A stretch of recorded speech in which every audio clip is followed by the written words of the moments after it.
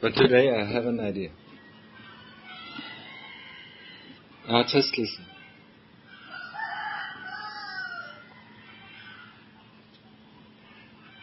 When we look at the teachings of the Lord Buddha, it is so utterly profound.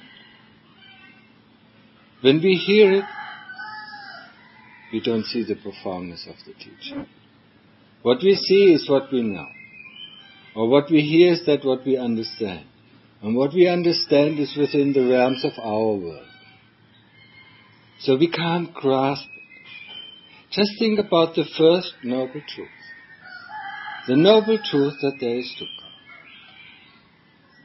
People say, yeah, there is dukkha. Or other people say, I can't see dukkha. But dukkha itself is such a profound thing, that there is dukkha. What does it mean there is dukkha? That means there is restlessness. There is dis-ease. There's uncomfortable feelings. There is pain. And there is suffering. That all means there is dukkha. And who doesn't have this kind of dukkha? So the people who say they don't have dukkha think only of dukkha as suffering and pain. And quite a few people don't think they have pain or suffering. That's why they can't see the truth, that there is dukkha. Dukkha. If you just could understand the noble truth of dukkha and the noble truth of the origin of dukkha, I mean, there wouldn't be anything that would block our way into stream entry. Dukkha is such a profound thing. There is dukkha. What does it mean? And there's the origin of dukkha. If we really, really deeply understand it, I mean, it could lead us to the truth. But because we don't want to see the dukkha, and we don't want to see the origin of dukkha, that's why we can't understand it. We always try to eliminate dukkha from our views. I mean, we always try, all our life we've tried to run after the pleasant things. That's why we can't see dukkha. But what makes us run after the pleasant thing? Because of the dukkha that is happening just right at that very moment. Now just look at it. A very, very dreary day that you have. All the things that you do because of dukkha. If there would be content, there wouldn't be no need, to change. There wouldn't be no need to do anything. But because of the dukkha that is there all the time that drives us, we don't see it. Because it's so natural that it drives us. When we are hungry, that's dukkha. That's a form of dukkha. We get rid of dukkha and create a new feeling, like overeating. But this kind of thing that we don't see as dukkha. We scratch because of an itch that is dukkha. If we really deeply understand that there is dukkha, we truly understand what the Lord Buddha is teaching us. And if we truly understand the origin of dukkha, the desire to be or become, people become, why do they become? They want to be something. Or some other people don't want to be something. I mean, because of dukkha, a lot of people kill themselves. They don't want to be. But that doesn't mean that the dukkha is not there. When they die, they go into hell. And then there's much more dukkha than they have experienced in this world. When we have dukkha, we go and drink alcohol, or do this, or do that. To evade dukkha, evade it all the time. We have an itch, we evade dukkha. We feel hungry, we evade dukkha. We feel thirsty, we evade dukkha. And then we feel sleepy, we evade dukkha.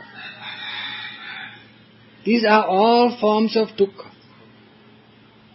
Can you understand, can you see, can you sense the profundity of this teaching?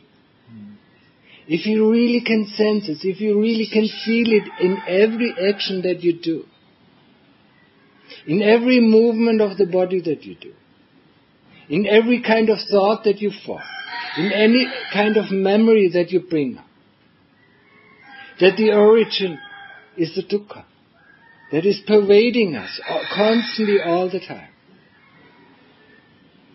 And then, people running after that soap bubbles that they call sukha.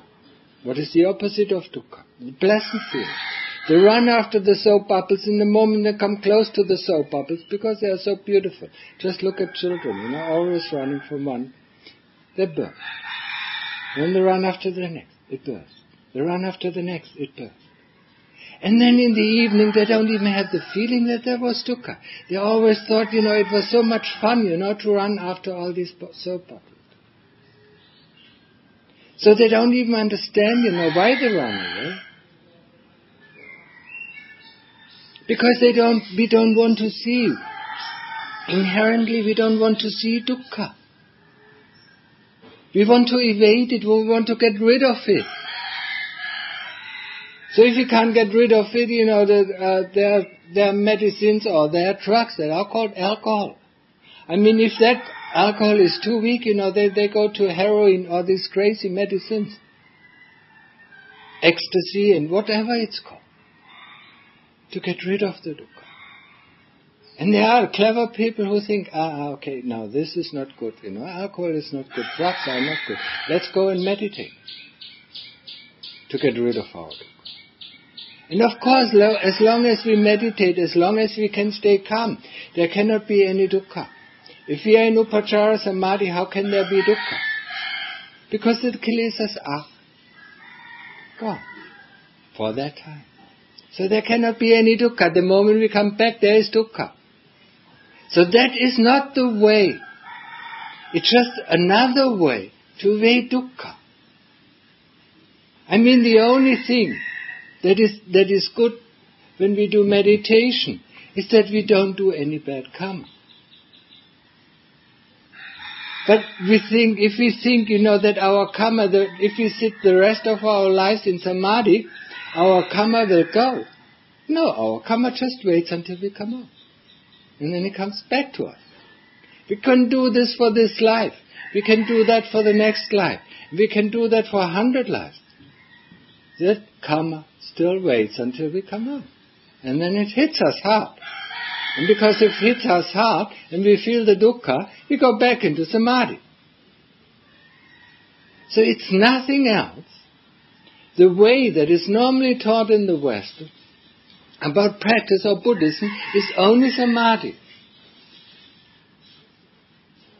So it's just another way to evade dukkha. It's just another way of our common ways to flee from dukkha. I mean, I don't want to say that it's a bad way, it's a good way. Because as long as we are in samadhi, we do not create any karma. But not creating any karma doesn't eat up the karma. And we cannot, when we listen carefully to the teachings of the Lord Buddha, we never can get rid of our karma. There is no way that we can get rid of our karma. Because the moment we act, we do karma. The only person who doesn't do karma is an arahant. Because he has got of the things that create karma, that are the kilesas or avijja. But as long as we have avijja, we create karma. The moment we have an intention, we create karma. So that is certainly not the way. So the way is to face dukkha. And that is of course difficult. I mean, some people call it, dukkha is only pain and suffering. And once they get rid of pain and suffering, they think they have no dukkha. So what is it driving? What is that it drives them? to do this and do that, if it's not dukkha? To change your posture, what is it? What is driving you to change your posture? When you sleep, you go to sleep. Because it's unpleasant to be sleepy and to be drowsy. It's an unpleasant state of mind. To be hungry is an unpleasant state of mind. To be thirsty is an unpleasant state of mind. The body doesn't care if it's thirsty. It doesn't even know that it's thirsty. Just like the car doesn't know that it ran out of gas. The driver knows that it ran out of gas. Because he looks at the meter and sees, oh, there's no more gas in it. Or if he doesn't look at the meter, he sees that the car is not running anymore. And he just watches, just observes it. What is happening to the car? Why is it not running? So he checks it. Okay, and then he sees there's no gas in the body. And it's the same thing with our body. I mean, if you can't do anything, that means we need some food. Or we need some water.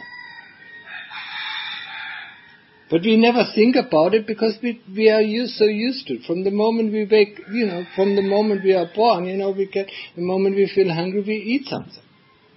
When the moment we feel thirsty, we drink something. So the path of practice is to investigate dukkha, to understand, to completely understand the profound teachings of the Lord Buddha. And it's profound. And if you really get a grasp of it, and if you really see the origin of dukkha, just to be something, just to be rid of dukkha, is also a form of tanha, the desire. Desire to be or not to be. The desire to be, to have sukha or to not have dukkha. It's the desire that creates dukkha. The desire that the world should be like this, or that our environment should be like that, or that people should react like this. It's just the desire that creates dukkha. So we run away from dukkha by creating new dukkha. Because you use desire.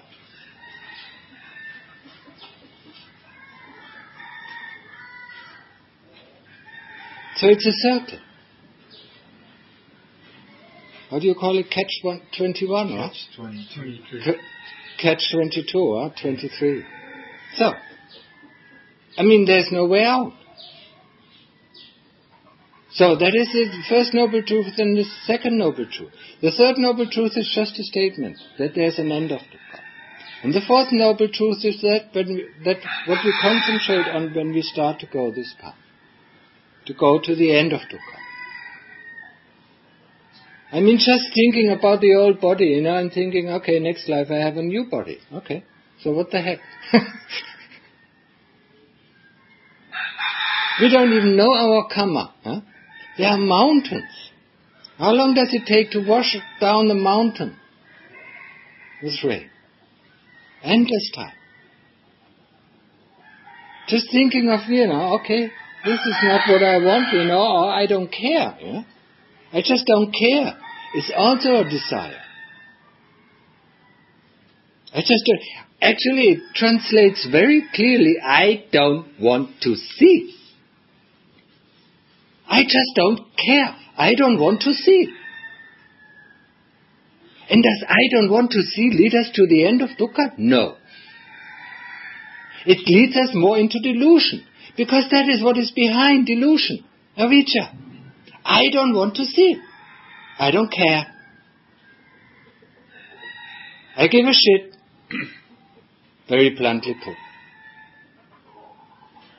No, we do care for everything that we encounter from the moment we wake up, from the moment we open our eyes, until the moment we close our eyes.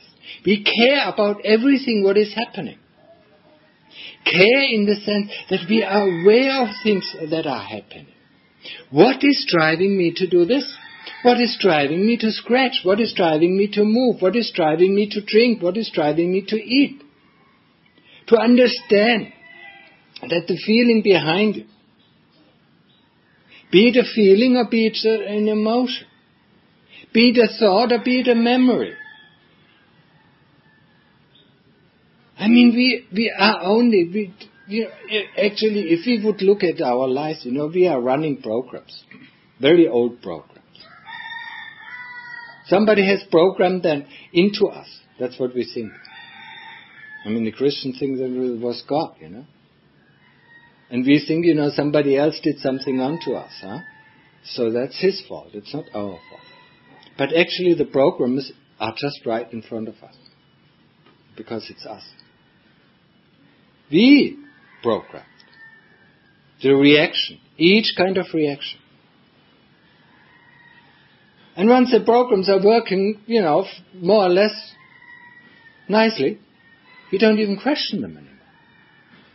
We just scratch, we just move, we just eat, we just sleep. That's all. Instead, of being really careful, really caring about every moment that is happening. What is happening? And all what is happening in one of the moments, in one of the mind moments, is either one of the 5 khandhas. It's either Vijnana, or it is Rupa, or it is Vedana, or it is Sanya, or it is Sankhara. If it's a sense contact of the body, Vijnana has to come. If it comes to sense contact of the body, we have to understand. And understanding not in the sense of, mentally understanding, but seeing, by observing it, that with each sense contact comes automatically attached. I mean, it's just like an attachment, clipped onto a feeling. And this feeling produces another thought, or a memory, or an association. And with this memory and an association comes another attachment, another feeling. And so this feeling builds up. And within the blink of an eye, we have a very strong emotion. We see somebody we don't like, and hate comes up. Boom. There it is. So we think it's natural.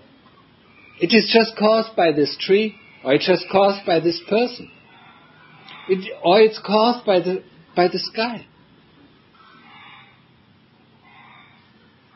Emotion of being afraid, once thunder and lightning comes up.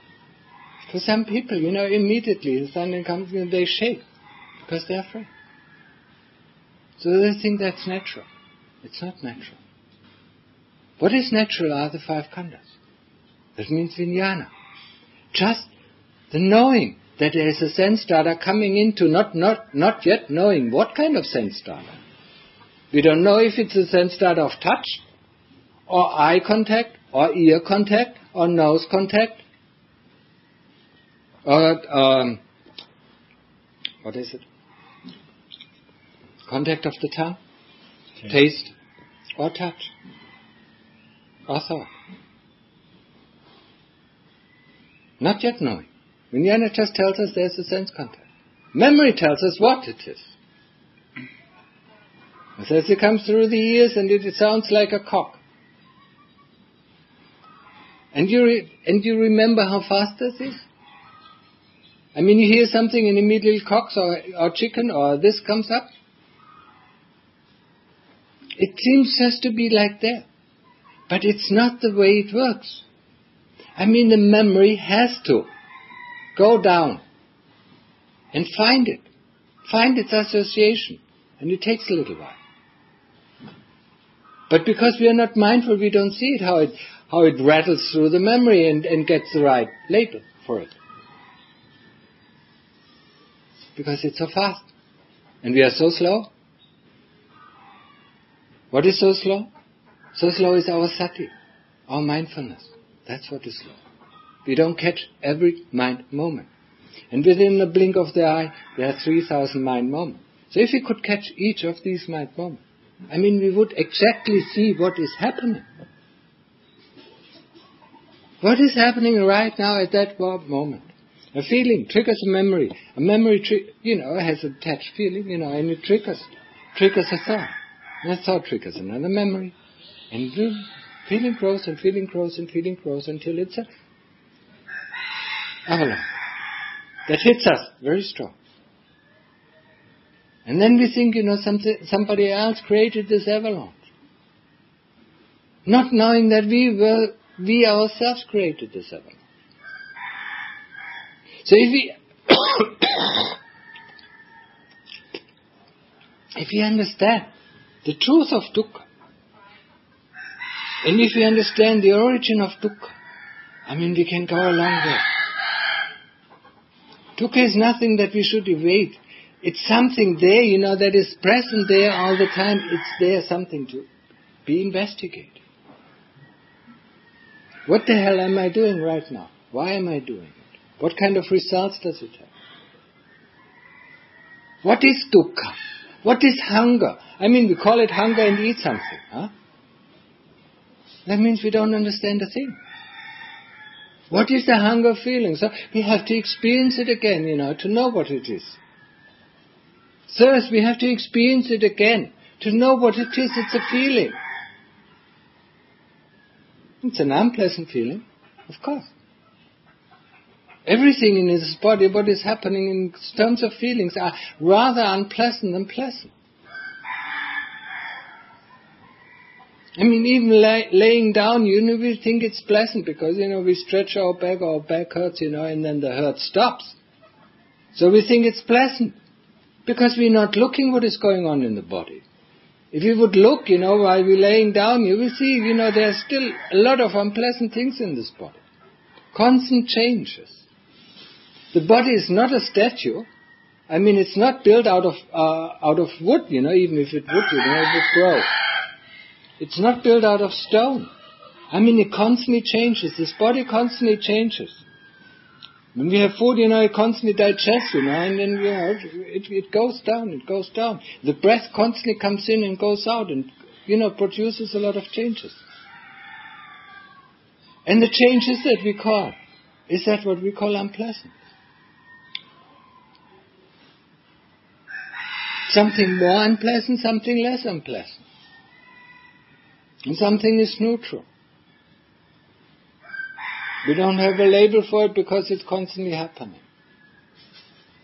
We're not even noticing it. To notice the neutral feelings, it's just very difficult. What is a neutral feeling? Most of the things, we feel it's more pleasant. Or it's unpleasant. But pleasantness arises only when the unpleasant thing has ceased. And unpleasantness arises because the pleasant things have ceased.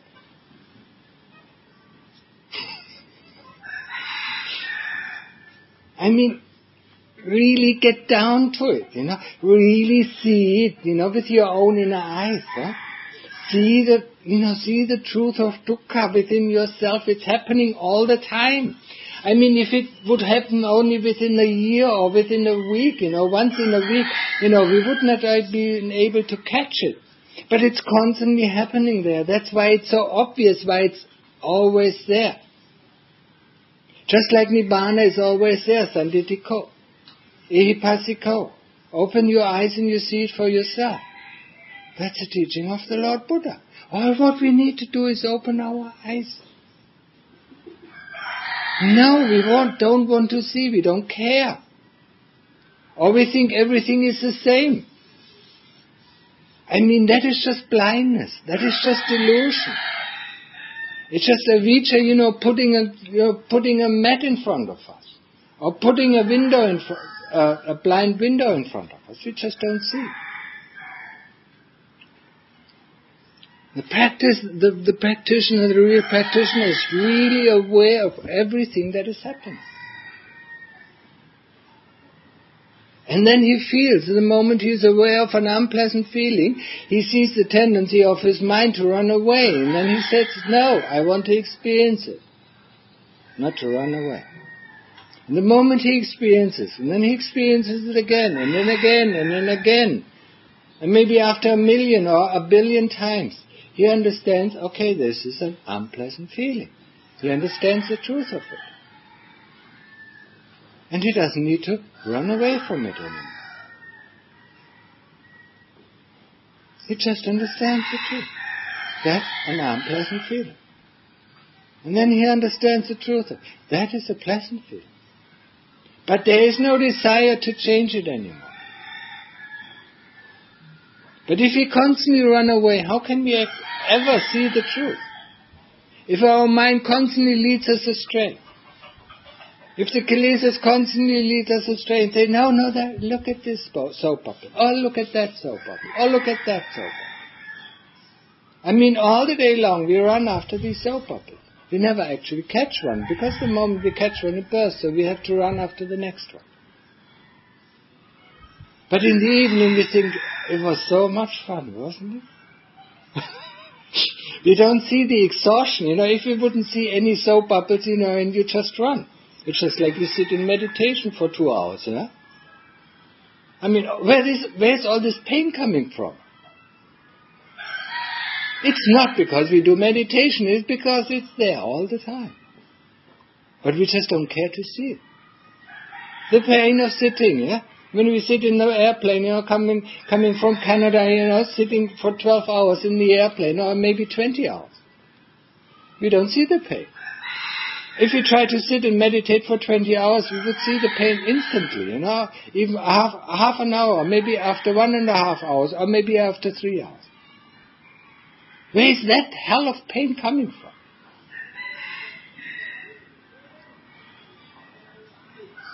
Do you understand? Do you see how we don't see?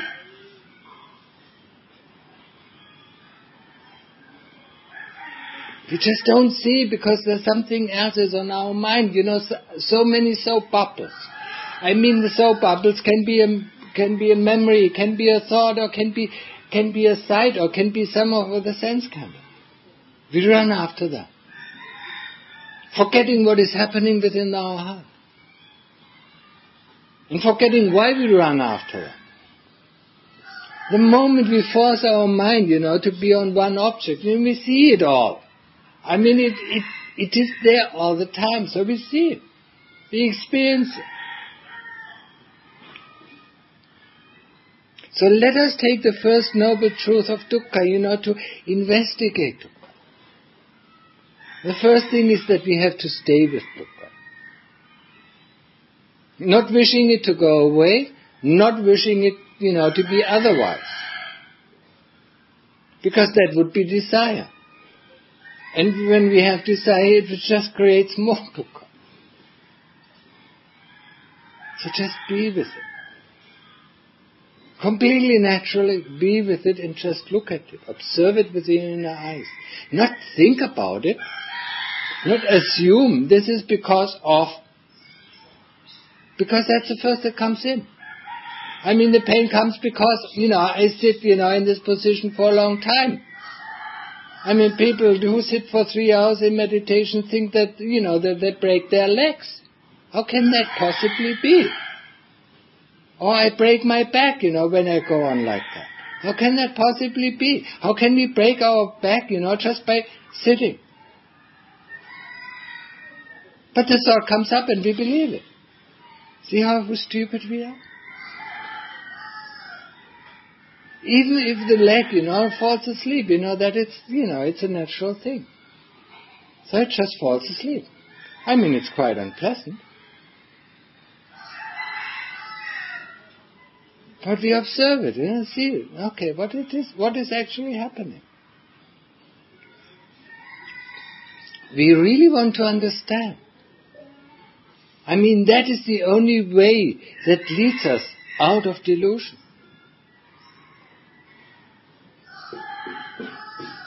To understand. But not the understanding that is the way of the kilesas. I want to understand what he's talking about. Or I want to understand, what things are happening in my body by thinking about, or memorizing about, or reading books, or listening to talks. That's not the way of understanding I'm talking about. The understanding that I'm talking about comes through observation, and only observation of the same fact over and over and over again. Until we are so mindful that we catch each step of the process. And once we catch each step of the process, Within the realms of the 5 khandhas, we understand. We don't need to read books. Once this understanding comes, we don't need to ask anybody. Because this understanding is born out of experience. In other words, it's an insight. Seeing inside. Seeing inside the true. And that is the kind of understanding we need to get rid of avijja. Any kind of other understanding is pretty useless. I don't say it's completely useless. The first understanding of the teachings of the Lord Buddha brings us to practice. But once we are decided to practice, then this kind of understanding we don't need anymore. We need to understand through investigation. The Lord Buddha didn't teach us, at the time there weren't any books out. There were hardly any recitation. He taught us, to go in the forest, on the mountains, in the caves. And not in groups, but just by ourselves. To see the truth. The moment we are not distracted by other things that are happening around us, we can see the truth. It's there all the time. Don't worry, it has not gone. The truth 2,500 years ago that the Lord Buddha proclaimed, is still there. In the moment we just open our eyes, we see it for ourselves. But we run away from it. And that is pretty tough fetter. That we constantly run away from dukkha. Whatever we do, we run away.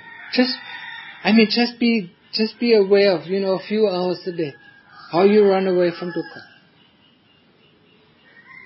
And you will see the truth. At least the shine, it will shimmer through. Whatever you do, think about it, why you do it. Because there's something, unpleasant. And maybe it's only restlessness of mind. You can't bear the restlessness. That's why you do something. Mm-hmm. If you're completely content, if you're sitting in samadhi completely content, we don't want to do anything. The moment we get out of samadhi, the restlessness or the kilesas are coming back.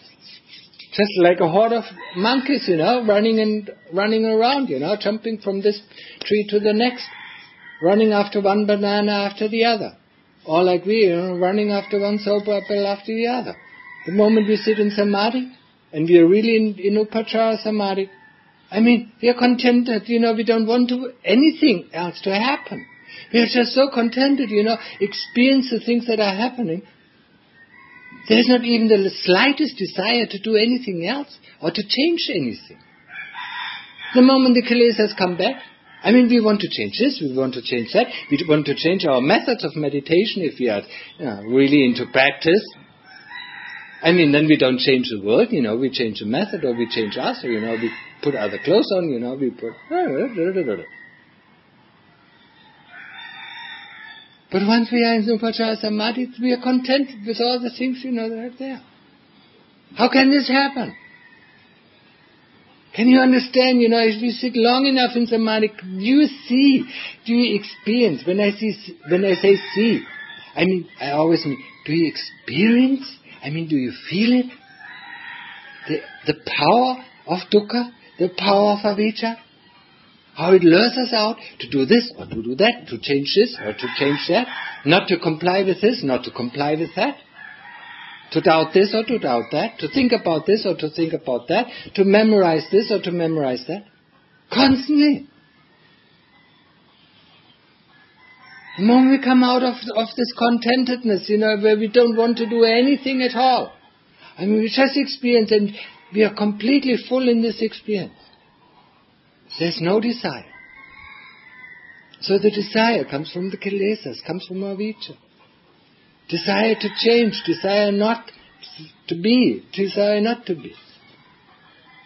So the moment we come out of samadhi, or even more, this is This might be a more subtle change, but the moment we come out of the deep state of samadhi, where the whole world has disappeared, where the five khandhas have disappeared, I mean, that is an astonishing change. I mean, it's just like we come back in the middle of the world war, you know. We are between two sides. Soldiers shooting from all the sides, We're just in the middle. Until we get, back, and taking this side, and then the next moment we take the other side. What are the sides? Are greed and hate, One moment we take the side of greed, the soldiers of greed, and then the next moment we take the soldiers of hate. And also greed and hate, it's not, I don't have greed and hate, A lot of Buddhists say that. I'm not greedy. I'm not hateful. I mean, we have likes and dislikes. That's what is greed and hate. All likes are greed, and all dislikes are hate. I mean, if we understand, it's just like dukkha. Oh, I don't have suffering, I don't suffer. I mean, why should I do anything? I don't suffer, I don't have pain. Only if I have pain, I practice. If I don't have pain, I don't practice. I mean, that is just not understanding. It's just not understanding the teachings of the Lord Buddha. It's just like with greed and hate, All the Buddhists, all the good Buddhists in the West, say they don't have greed and hate, I mean, of course they have likes and dislikes, It's pretty obvious that they have likes and dislikes. Just starting with food or toothpaste or, whatever, or clothes, or, hairstyle, beard. I mean, whatever, whatever we like or dislike, it's a form of greed and hate. And so when we come out of this deep state of samadhi where everything has disappeared, we feel for the first moment like in a world war. Greed and hate taking over. And then we take the sides, the moment we take over greed, we don't feel it. Because we shoot hate, or when we take hate, we shoot the greed.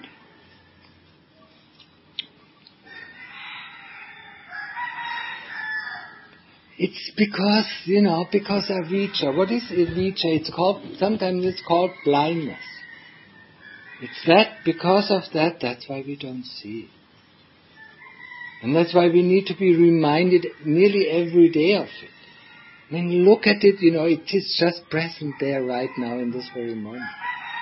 I mean, all what we need is to open our eyes and look and see it. That's it. But we just don't care. And that is where the problem is. We don't care. That is, I don't want to see it. And that is part of avijja. I don't want to see it. I don't want to know the truth. I don't want to get enlightened because I like sex. I don't want to be enlightened because I love love. Huh? Not necessarily being the sexual thing, but just being the enticement, the cross feeling of love, of loving somebody. That's why we don't want to be enlightened.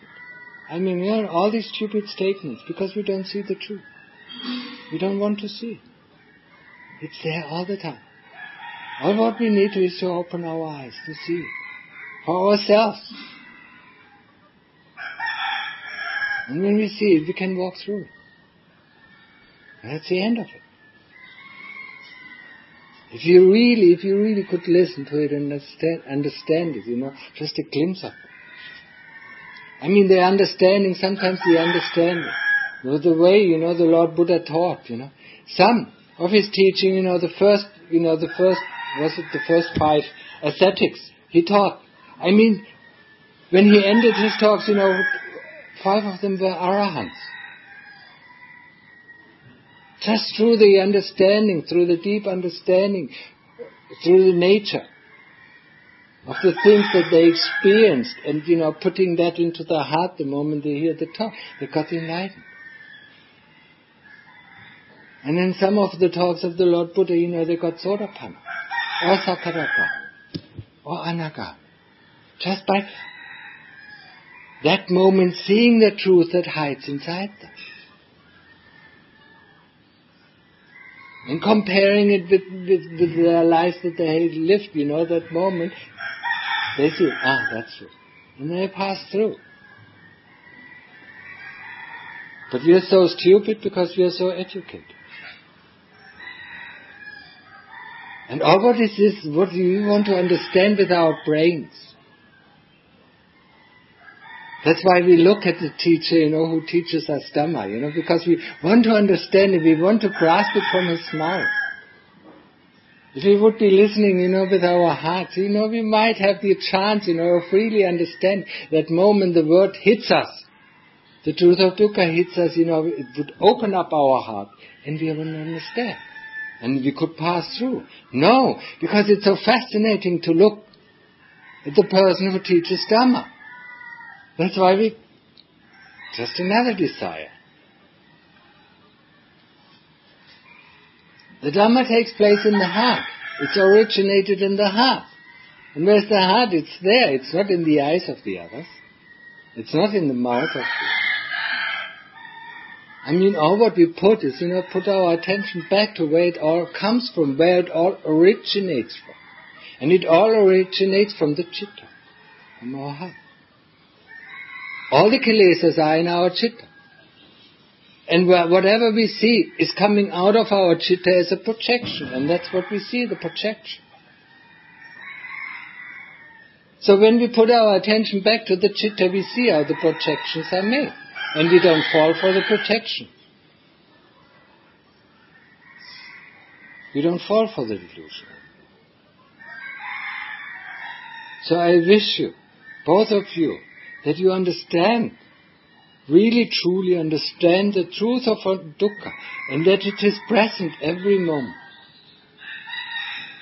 There in our lives and leads our lives. Through the desire, through greed, through likes and dislikes. Just see it for 1 day, or for 2 days, or for 3 days. And understand it profoundly as the Lord Buddha teaches. The Lord Buddha's teaching is so profound. If you really understand, it goes down, to the root of all causes. But we just listen and understand it. It just goes into one ear and other ear and say, yes, we know it, but I want to get rid of dukkha. And it's all what is in their mind. But that there's no change. I want to get rid of dukkha, from the moment we are born we want to get rid of dukkha. So we evade it. We run away from it. We flee. And that's why we never see it. That's actually nothing that is to be afraid of. That's something that is in the nature of all things. Anicca. Changing. Changing from one form to the other. That's all what takes place. Changes. Nobody constantly changes. When we lie down, it changes. When we get up, it changes. The only thing then when we don't notice it, when we fall asleep. Okay, that's different. Then we don't notice anything. We don't even know what is happening. We don't even know if somebody robbed us or somebody killed us. If somebody killed us, we just don't wake up in that body. We don't even know it.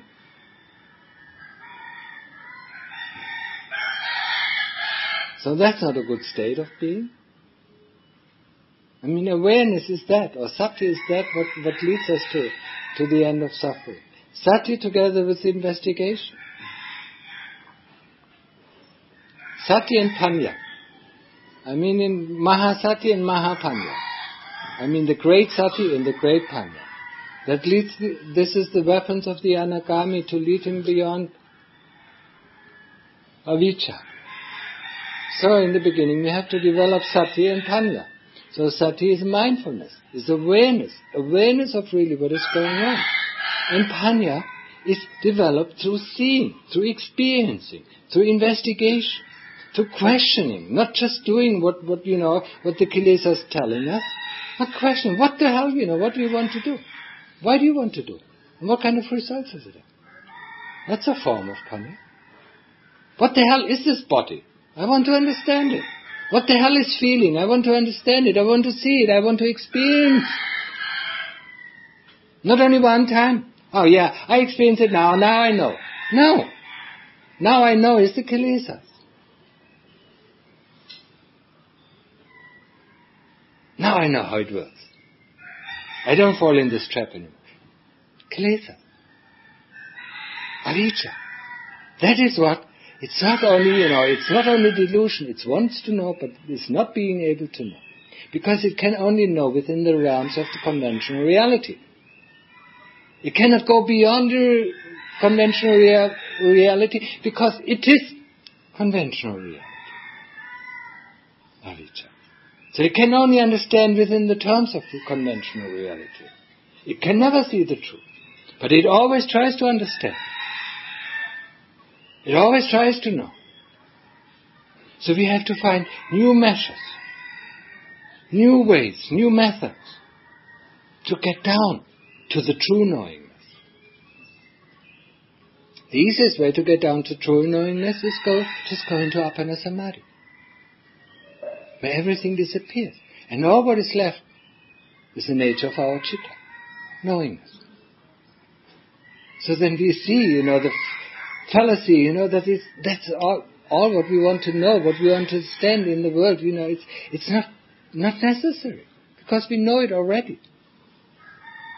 The heart already knows it. All what we need to do is open the heart to see it, to understand it. But we still try to assume, don't we? We still try to think and memorize, and change our ways and change our tactics and so on and so on and so on. Because that is the way of the kilesas, that is the way of avijja. Just go to the heart, open it up and then it sees and understands immediately. And that's what is called insight, that's why we can't figure out where's this insight coming from. It's coming from the nature of our citta.